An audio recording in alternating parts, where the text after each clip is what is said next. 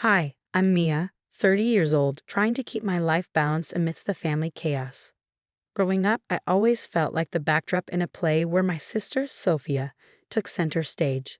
Our mom has a way of making everything feel like an audition for her approval. And let's just say Sophia always got the lead role. It's not Sophia's fault, though. She's been going through a tough time after her divorce. But somehow, mom uses this as a reason to put more pressure on me. Just last week, during our dreaded Sunday family dinner, mom slipped into her usual spiral. You know, Mia, maybe if you weren't so tied down, Sophia wouldn't feel so alone. It's not healthy for her to see you and him so settled. Her words were cold, aimed to sting, and I could feel them freezing me out. I don't understand why my marriage has anything to do with Sophia's happiness. Shouldn't we be supporting her and finding her own way? I tried to keep my voice even, but inside I was boiling. Oh, come on, Mia. Maybe loosen up a bit. Live a little, like Sophia. Take a break from him, she waved dismissively, as if my husband were some accessory I could toss aside. Mom, I'm not divorcing my husband just to make Sophia feel better. That's absurd. I finally snapped. Sophia, who had been quietly picking at her food, glanced up, her eyes flickering between us. You always do this, Mom shot back, her voice rising. You make everything about you. Think about your sister for once. The tension was thick, cutting through the air. But for once, Sophia spoke up. Actually, Mia has a point. Her voice was shaky but firm. I don't need her to be single to feel better. This isn't about me, is it, Mom? Silence filled the room. Mom's face tightened, her eyes narrowing as she turned to Sophia. So you're on her side now? The dinner ended in cold, clipped goodbyes. On the drive home, my husband reached over and held my hand, his silent support steadying me. But the weight of Mom's words sat heavy between us. After a long silence, he finally spoke, his voice careful. Maybe your mom has a point. If this keeps up, it could start affecting us. I sighed, watching the city lights blur outside the window. I know, but what can I do? She's my mom. I can't just cut her off, can I? He didn't answer, and we spent the rest of the drive lost in our own thoughts. The week after that disastrous dinner, tension was building like a storm. My phone buzzed incessantly with texts from Mom, each one more insidious than the last. Just heard from Janice, from book club. She saw him with someone at the cafe. They seemed close, too close. Thought you should know. I stared at the screen, disbelief turning into frustration. It was ludicrous, but the seed was planted, and that's all she needed. I needed answers, face to face. When I walked into Mom's house later that day, the air was thick with the scent of her rose candles, an ironic attempt at peace. She was in the kitchen, humming a tune, pretending nothing was wrong. Mom, we need to talk. My voice was firm. She turned, her face a picture of practiced concern. What's wrong, dear? Don't play dumb. The messages about my husband. Why are you spreading lies? Her response was cool, detached. I'm just looking out for you, Mia. People talk. I thought you should know. And you believe them without asking me? Without proof? You're trying to stir up trouble. My pulse quickened with anger. Trouble? No, I'm saving you from it. Maybe you're too close to see what's really going on. Just then, Sophia walked in, catching the end of our argument. What's going on? Mom's been spreading rumors that my husband's cheating based on some cafe gossip. I explained, barely containing my frustration. Sophia looked between us torn. Mom, why would you do that? If there's nothing to it, no harm done, right? But if there is, wouldn't you want to know? Mom's voice was the epitome of evasion. By breaking up her marriage over rumors? Sophia's voice rose in rare defiance. Is that how we handle things now? Mom played her victim card. I'm being attacked here for caring, for loving my daughters enough to make sure they aren't being deceived. How is that wrong? I grabbed my phone, my resolve hardening. This isn't love, Mom. It's control, and I'm not standing for it anymore. Sophia and I left together, the divide Mom tried to create between us now a bridge. As we stepped outside, the cool evening air chilled our heated faces. I'm sorry, Mia, Sophia said quietly, for not seeing it sooner. For everything. It's not your fault. We're in this together now, right? I squeezed her hand, a simple gesture filled with unspoken promises. The family reunion was supposed to be a celebration, a festive gathering at our ancestral home. But as the sun dipped lower, the mood shifted. like the quiet before a storm. Mom had orchestrated the perfect scene. Flowers, fairy lights, but underneath things were far from perfect. She clinked her glass, calling for attention.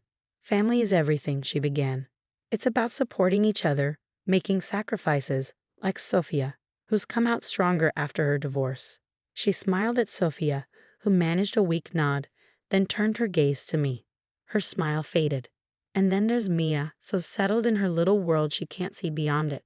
The murmurs grew louder, judgmental. I could feel every eye on me, the scrutiny like pinpricks on my skin. Really, Mom? Is this necessary? I said, my voice steady. Despite the turmoil raging inside her, Mom ignored me and pressed on. Imagine a world where we all just thought about our own happiness, no care for how it affects others. Mia could learn a lot from Sophia's courage, don't you think? Mom, stop. That's enough. Sophia's voice cut through the air, sharper than I'd ever heard it. The crowd gasped, stunned. Mom looked caught off guard, her well-rehearsed script suddenly disrupted. Why are you doing this? Sophia continued, stepping closer to me, forming an unspoken barrier between us and Mom. Why can't you just be happy for Mia? She's not living her life at anyone's expense. She's been supporting me more than anyone. Mom quickly recovered, her voice cold and calculated. So you think undermining me changes the truth? Mia is selfish, and you, Sophia, are blinded by sisterly love. I'm not blind, Mom. I see perfectly well, Sophia shot back, her usual calm replaced by a fierce defiance. It's cruel to use a family gathering to air your biased grievances. The family around us began murmuring, tension palpable as people chose sides. Mom raised her hands in a gesture of supposed peace. You're both my daughters, and I love you. But sometimes love means telling hard truths. Mia, you need to think about more than just yourself and your perfect little marriage. I looked around at the faces in the room, seeing confusion and concern mirrored in their eyes. My heart pounded with a mix of anger and an overwhelming need to defend my peace. Hard truths. No, Mom, you're using your toxic assumptions and calling it love. This is manipulation, not concern, I said, my voice stronger than I expected. I won't let you tear down my life because you're unhappy with the way I live it. Silence followed. It was heavy, charged, as everyone processed what had just happened. Sophia squeezed my hand, whispering, We'll handle this together. As conversations cautiously resumed around us, I knew what I had to do. This wasn't just about defending my choices anymore. It was about protecting my mental health and my marriage. A drastic change was necessary, and with Sophia by my side, I felt the strength to finally follow through. The days after the reunion were a whirlwind of whispered phone calls and quiet meetings between Sophia and me, united in our determination. We meticulously crafted a plan to reveal the truth about Mom's manipulations to the family. She always talks differently when she thinks no one else is listening, Sophia noted one evening as we sat with notes scattered across the table. Exactly, I replied, tapping my pen against my notebook. We need to catch her in the act. Show everyone the real Mom, the one we deal with behind closed doors. Sophia's eyes brightened as she scanned her laptop. What if we use a voice-activated recorder? We could hide it during your next one-on-one with her. I smiled. Perfect. She's invited me for tea on Saturday, thinking it's to mend fences. Little does she know.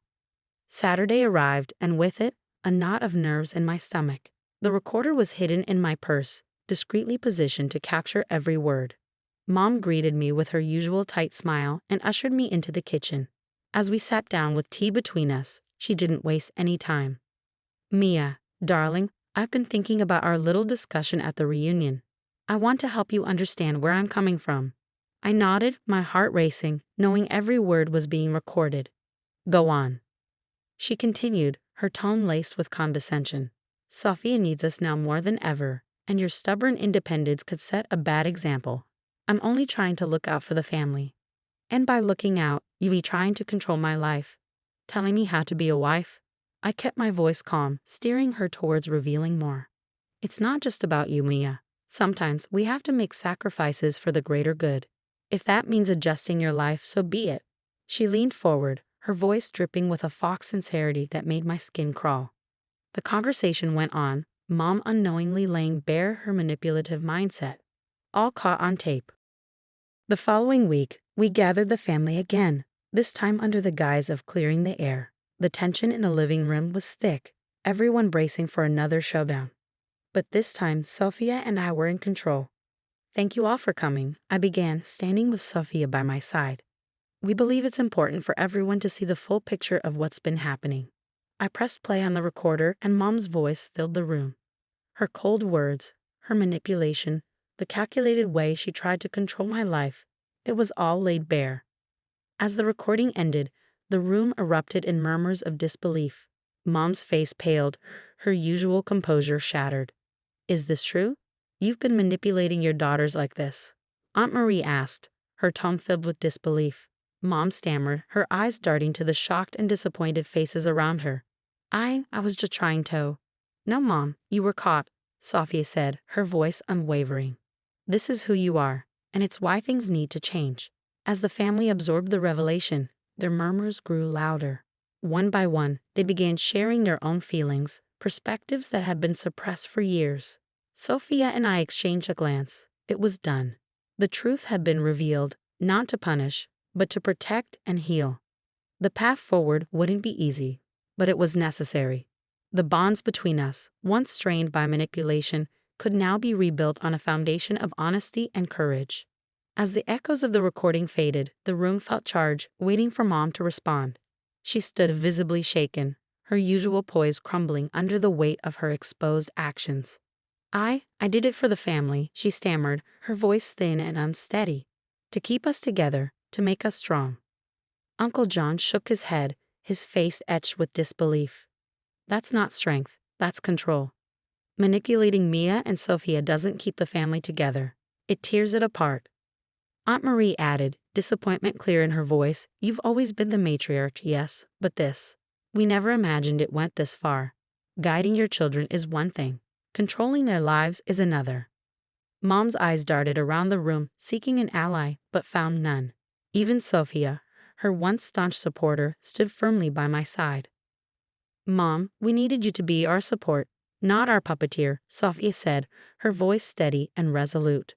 The rest of the evening passed in a blur of hushed conversations and quiet reassurances among family members. All except for Mom, who sat isolated, the weight of her actions settling heavily around her. In the weeks that followed, the family dynamic shifted dramatically. Invitations to Mom were polite but distant, and her once central role in family decisions faded. She was invited out of courtesy, not desire, her influence now reduced to mere formality. During this time, Sophia and I grew closer, rebuilding the relationship that Mom had almost destroyed. We spent hours sharing our thoughts, fears, and hopes for the future, laying the groundwork for a bond no longer defined by rivalry or manipulation. One evening, as my husband and I hosted a small dinner with Sophia, he raised his glass, a light smile on his face. "To new beginnings and to family, the kind we build on trust and support, not manipulation." "I'll drink to that," I said, clinking glasses with him, then with Sophia. "We've been through a storm, but we're here, stronger and together." Sophia nodded, the candlelight reflecting in her eyes. "It's strange how things turned out, but I'm grateful. We could have lost so much more if not for the truth." As the night wore on, we talked about healing, not just for ourselves, but for Mom too, if she ever sought it sincerely. For now, though, it was about us, about setting the foundation for a future where manipulation held no sway. The ordeal had not only mended my relationship with Sophia, but also strengthened my marriage. My husband and I understood each other better now, our commitment deepened by the challenges we had faced together. We had weathered the storm and emerged with a resilience and clarity that bound us even closer.